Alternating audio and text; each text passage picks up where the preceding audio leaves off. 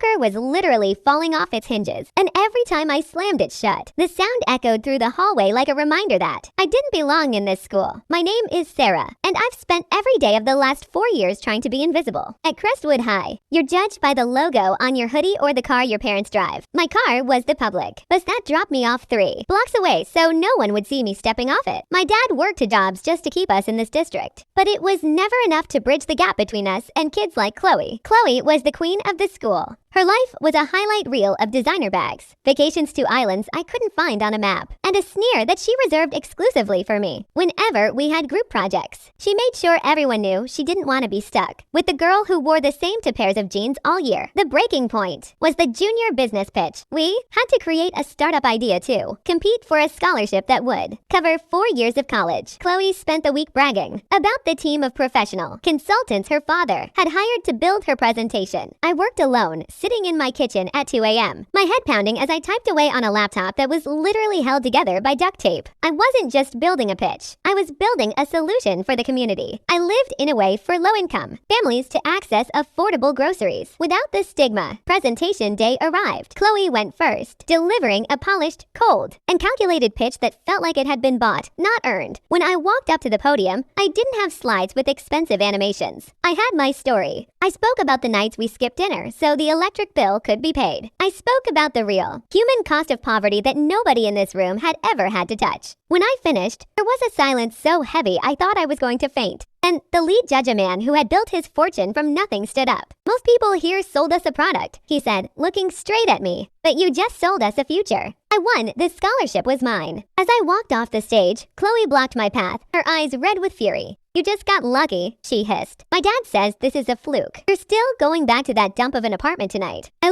really looked at her and realized she was terrified. She was terrified because she had never actually achieved anything on her own. "You know, Chloe," I said, my voice quiet and calm, "you can buy a lot of things, but you can't buy the hunger that makes you win. That's the one thing you'll never have." I walked out the double doors. The weight of the world finally lifted off my shoulders, knowing that while she was busy building a facade, I had been busy building a life.